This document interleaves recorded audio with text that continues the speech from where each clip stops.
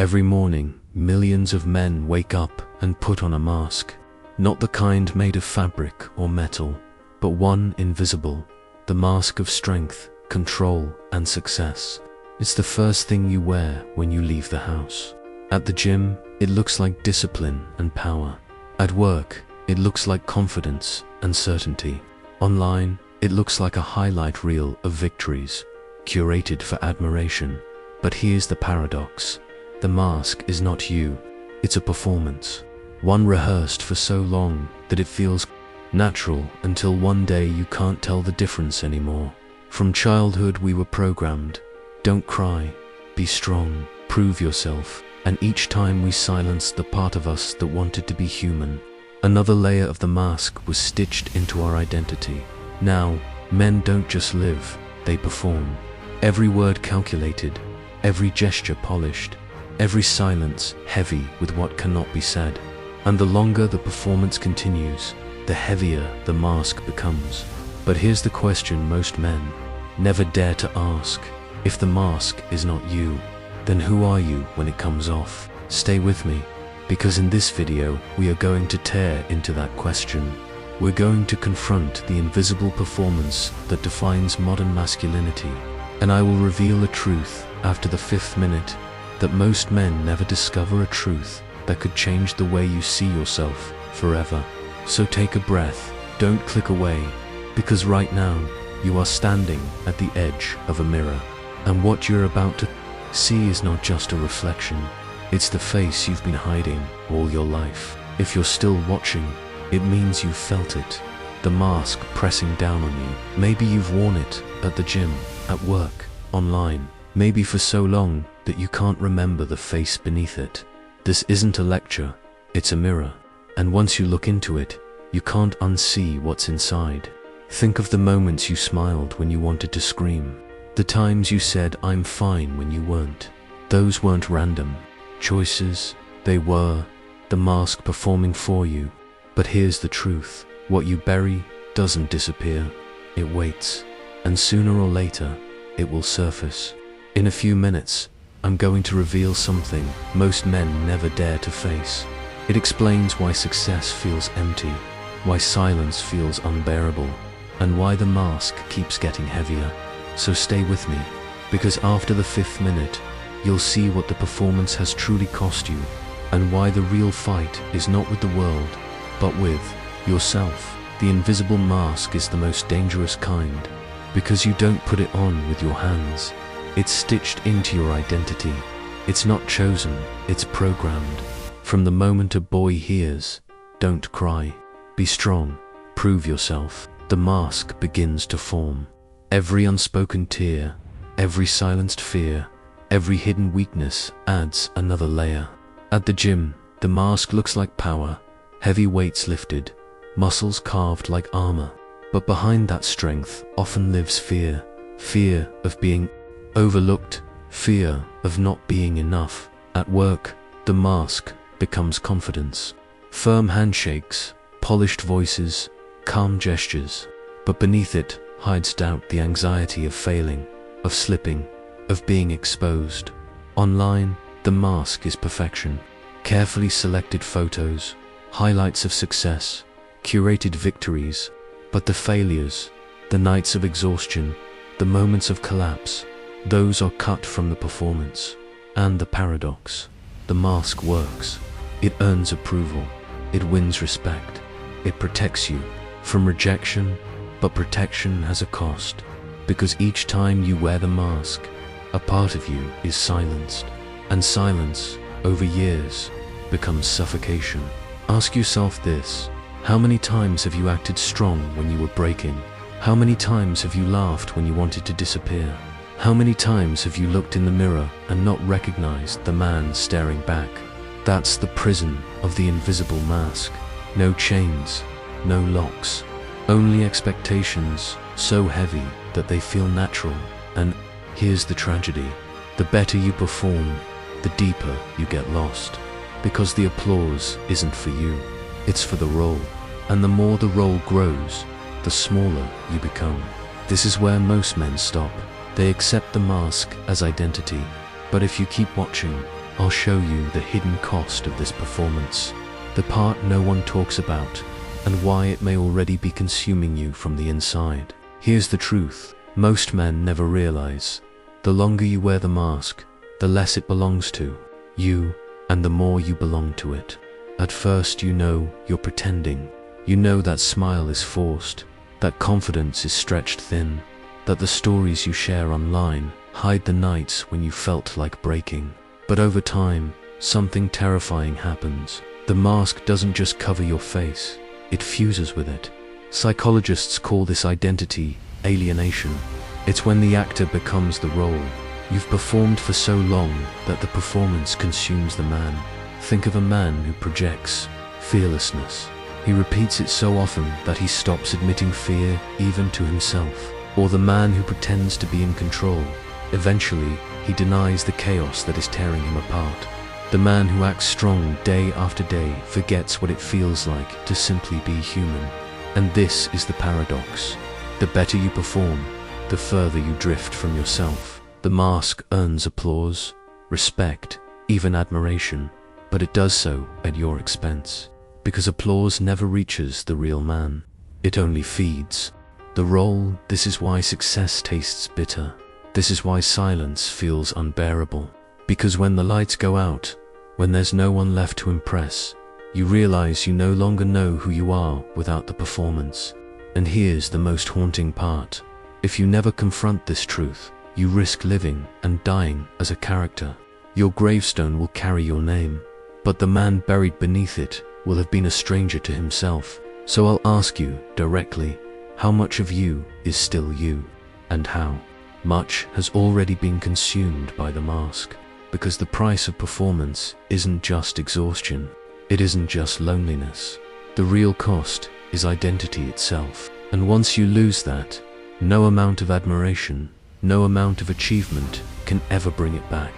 Nietzsche once wrote, "Become who you are." But how can you if all your life you've been rehearsing a role? The mask is not just a shield. It's a philosophy, one that teaches men that worth must always be proven, never simply lived. The stronger the performance, the weaker the connection to the self beneath it. Every man carries two selves, the one the world applauds and the one the world ignores. The mask doesn't only hide the ignored self, it convinces you it doesn't matter. That's why some men can climb ladders, build wealth, gain admiration, and still feel empty when they're alone.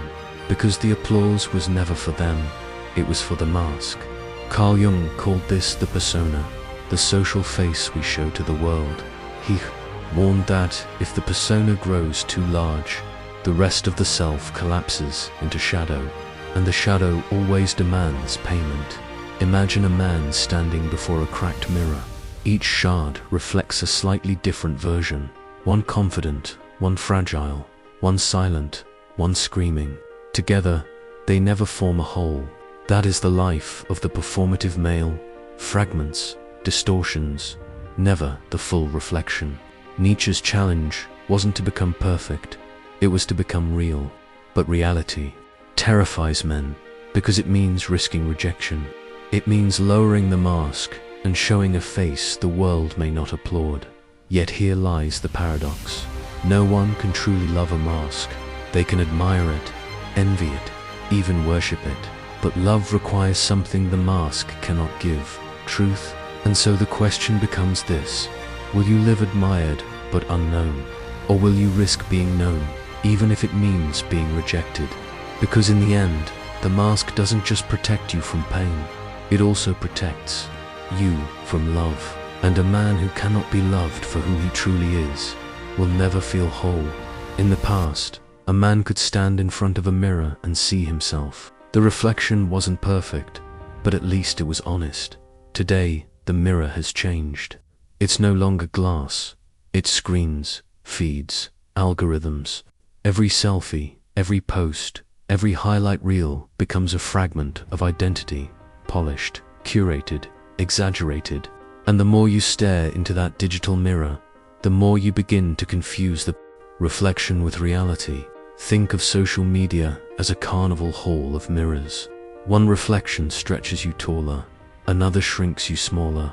Another bends your face into something unrecognizable. That's what the digital age does to masculinity. It doesn't reflect who you are. It reflects what the algorithm finds valuable. And the algorithm doesn't care about truth. It rewards outrage, exaggeration, performance. The man who plays the role best is crowned king, but the crown is made of pixels, and it disappears as soon as the screen goes dark. This is why so many men feel invisible in silence. Because when the likes fade, when the followers scroll past, when the algorithm stops showing your reflection, you are left with a haunting question. Do I exist without an audience? That's the trap. The digital mirror gives validation without intimacy. It gives attention without connection. And once you grow dependent on it, you can no longer tell if you are living for yourself or for the performance. But here's the cruel paradox. The more you chase that reflection, the less of you remains. Your real self fades while the digital version thrives. And in the end, you are no longer a man. You are an image. So ask yourself, when the screen turns black, who is left staring back at you? A face you know, or only the mask that the world demanded you wear?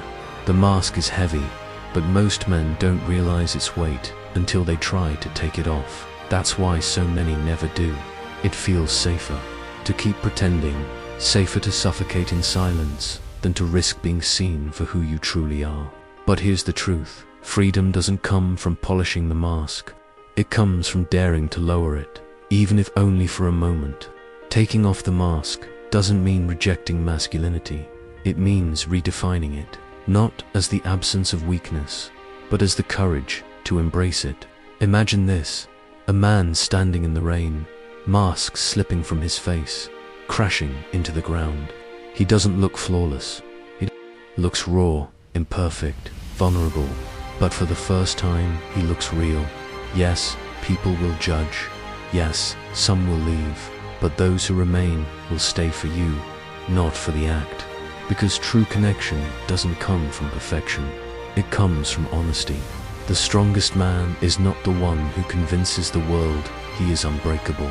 The strongest man is the one who has shattered again and again, and still chooses to stand without pretending he never fell. This is what tearing the mask means. It means saying no when you've spent your life saying yes. It means admitting fear instead of burying it. It means meeting yourself again, the boy you once were, before the mask was stitched onto your skin.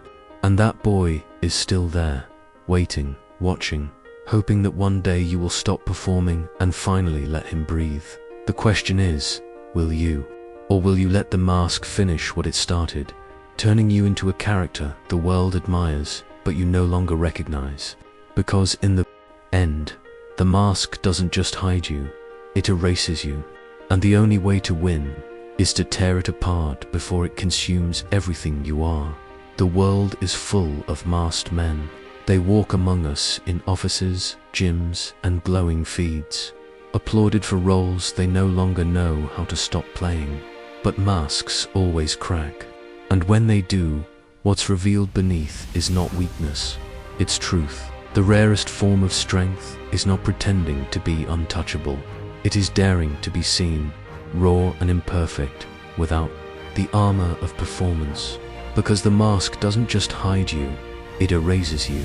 And the only way to reclaim yourself is to tear it off, piece by piece, until you finally recognize the face in the mirror.